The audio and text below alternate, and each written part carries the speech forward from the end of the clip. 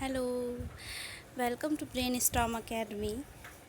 Guys, आज हम start करने जा रहे हैं रीजनिंग एंड रीजनिंग का ये फर्स्ट पार्ट है। तो आज हम लोग क्लासिफिकेशन चैप्टर के बारे में पढ़ेंगे। क्या होता है क्लासिफिकेशन? देखिए, क्लासिफिकेशन को हिंदी में कहा जाता है वर्गीकरण। एक तरह से इसको कहते हैं बांटना। ठीक है, आपको जैसे दो चार चीज़ें दे दी जाती हैं, उसमें से आपको रिलेशन फाइंड करना होता है।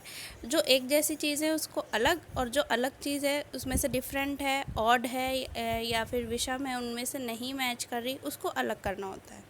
तो जनरली क्या होता है, इस टाइप से क्वेश्चन आता है, आपको चार ऑप्शन दे दिए जाते हैं, उसमें से एक अलग होता है, उसको आपको टिक करना होता है। अभी हम क्वेश्चन करेंगे तो आप देख पाएंगे।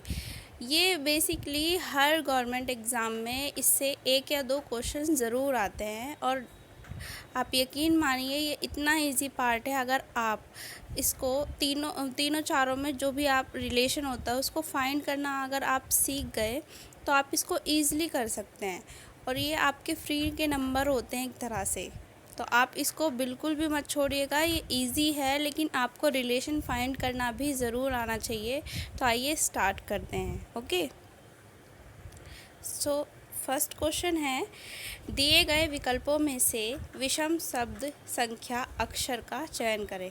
आ गई ना वही बात कि हमें चार ऑप्शन दे दिए जाते हैं, उसमें से जो अलग होता है उसको हमें फाइंड करना होता है। ओके, तो देखिए यहाँ पर क्या है, पीला हरा फर्स्ट ऑप्शन में, फिर पीला नारंगी, फिर लाल पीला और लाल नारंगी। आप खुद भी सोचिए और फिर आप अपने अपने माइंड में आप देखिए कि आपका आंसर क्या होता है, फिर मैं आपको बताऊंगी। ओके, वैसे इसका सही आंसर है लाल नारंगी। अब आप सोच रहे होंगे क्यों? तो इसका ये रीज़न है कि इन तीनों ऑप्शन में पीला रंग है और फोर्थ ऑप्शन में पीला रंग नहीं है, इस वजह से इसका करेक्ट आंसर हुआ D. Okay, and next question is, दिए गए प्रश्न से विषम या अलग का चयन करें। इसमें भी हमें सबसे अलग करना है। अब ये वर्ड ऑप्शन देखिए, नूरजहां, बेगम अख्तर, आबिदा परवीन, मेहंदी हसन। डेफिनेटली आपने ये नाम सुने होंगे, और अगर नहीं सुने तो मैं आपको बता दूं, ये सभी के सभी गज़ल गायक हैं। अब इसमें रिलेशन क्या है, देखिए, नूरजहां, बेगम अख्तर और आबिदा परवीन, मेहंदी हसन, इसमें से नूरजहां, आबिदा परवीन और मेहंदी हसन ये तो पाकिस्तान के गज़ल गायक हैं। ओके, लेकिन ये जो बेगम अख्तर हैं ये भारतीय गज़ल गायक हैं, इसलिए ये तीनों तो एक जैसे हुए। इसमें से अलग कौन हुआ? बेगम अख्तर। क्यों? क्योंकि ये भारतीय गज़ल गायक हैं। ठीक है, नेक्स्ट क्वेश्चन चलते हैं हम। सो नेक्स्ट क्वेश्चन है, निम्नलिखित में से उसे चुनिए जो अन्य सभी विकल्पों से भिन्न है। देखिए, ऑप्शन है मगरमच्छ, मछली, सांप, मेंढक। अब इसमें से आप रिलेशन ढूंढिए। आप देखेंगे कि मगरमच्छ, सांप और मेंढक ज़मीन पे भी रह सकते हैं और पानी में भी रह सकते हैं, लेकिन मछली सिर्फ और सिर्फ पानी में रह सकती है, इसलिए इसका सही ऑप्शन क्या हो जाएगा? मछली। ठीक है, नेक्स्ट क्वेश्चन की तरफ चलते हैं। विश्व के ऐतिहासिक धरोहरों के संदर्भ में विषम को ज्ञात कीजिए। देखिए, इस क्वेश्चन ये थोड़ा सा रीजनिंग में क्या होता है ना, रीजनिंग में सब कुछ इंक्लूड हो जाता है, आपकी जीएस भी, आपके सभी सब्जेक्ट इंक्लूड हो जाते हैं, मोस्टली जीएस। तो रीजनिंग को करने के लिए एक तरह से आपको जीएस में स्ट्रांग होना पड़ेगा। अगर आपको नहीं पता है विश्व के ऐतिहासिक धरोहर कौन कौन से हैं, तो इस क्वेश्चन को आप कर ही नहीं सकते। तो मैं आपको बता देती हूँ, यूनेस्को के द्वारा विश्व के ऐतिहासिक धरोहरों में छत्रपति शिवाजी टर्मिनस, ताजमहल और सूर्य मंदिर, ये तीनों के तीनों यूनेस्को ने इसको विश्व ऐतिहासिक धरोहरों में शामिल कर रखा है। लेकिन जो राष्ट्रपति भवन है, राष्ट्रपति भवन विश्व धरोहर में शामिल नहीं है, इसलिए इसका सही आंसर क्या हो जाएगा? राष्ट्रपति भवन। ठीक है, नेक्स्ट चलते हैं हम नेक्स्ट क्वेश्चन की तरफ। देखिए, नेक्स्ट क्वेश्चन है, निम्नलिखित प्रश्न में दिए गए विकल्पों में से विषम शब्द को चुनिए। Badminton, table tennis, cricket and hockey. अब आप इसमें से रिलेशन फाइंड कीजिए। आप देखेंगे कि table tennis, cricket and hockey, इन तीनों में गेंद का यूज़ होता है, बट बैडमिंटन में किसका यूज़ होता है? रैकेट एंड शटल का। तो इस वजह से इसका करेक्ट ऑप्शन क्या हुआ? बैडमिंटन। ओके, आई होप आप लोग समझ गए होंगे। नेक्स्ट क्वेश्चन की तरफ हम बढ़ते हैं। नेक्स्ट क्वेश्चन है, देखिए ये क्वेश्चन थोड़ा इम्पॉर्टेंट है ये, और थोड़ा सा इसमें दिमाग भी लगाना पड़ेगा आपको। नेक्स्ट क्वेश्चन है, बैंकिंग शब्द में अक्षरों के ऐसे कितने जोड़े हैं जिनके मध्य उतने ही अक्षर हैं आगे और पीछे दोनों ओर से जितने अक्षर अंग्रेजी वर्णमाला के अक्षरों के मध्य हैं? आपको क्वेश्चन समझ में आ गया होगा, अगर नहीं आया है तो मैं आपको समझा देती हूँ।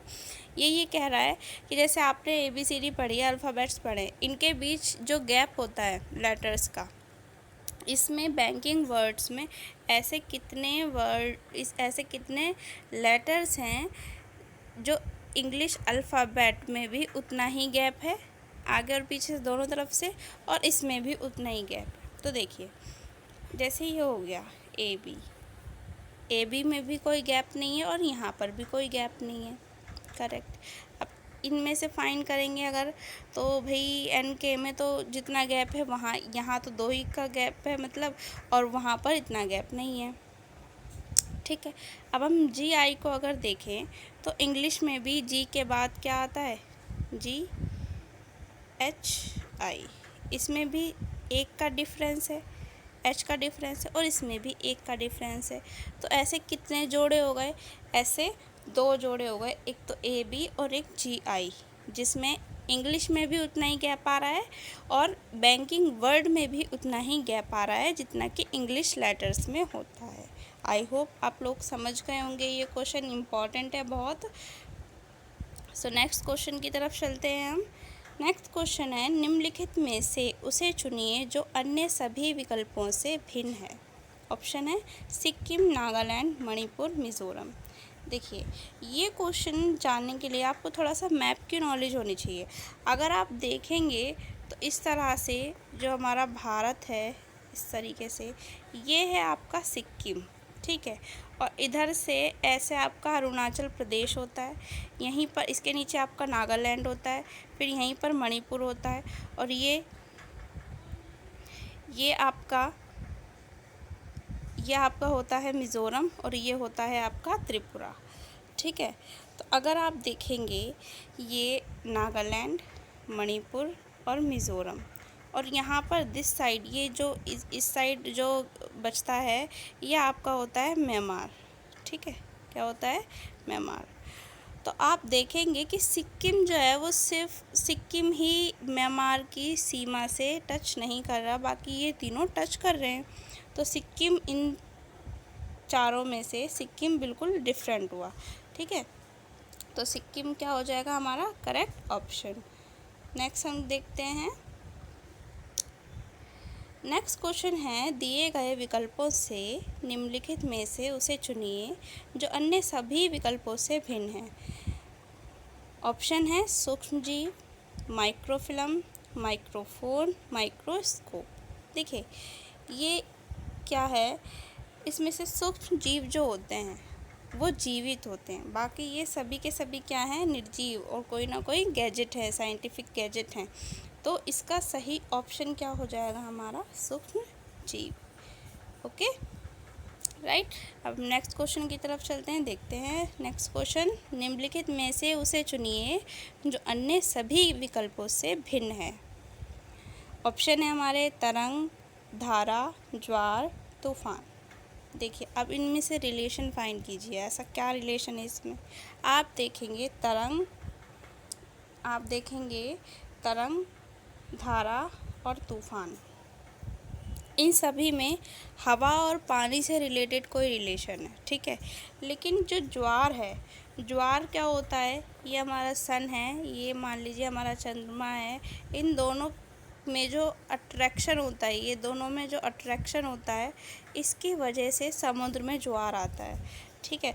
तो ज्वार क्या हो जाएगा हमारा राइट ऑप्शन, क्योंकि ये अलग ऑप्शन से डिफरेंट है, इसीलिए ज्वार इसका सही आंसर हो जाएगा। नेक्स्ट क्वेश्चन है पुस्तक, पेपर, पेंसिल, पेन, इनमें से चारों में से कौन सा डिफरेंट है? सोचिए और आप बताइए। आप इसका आंसर कमेंट बॉक्स में करके बताइए, मैं इंतज़ार करूँगी आपका। ठीक है, सो आज के लिए बस इतना ही। Thanks for watching and please subscribe my channel and like the video. Thank you so much.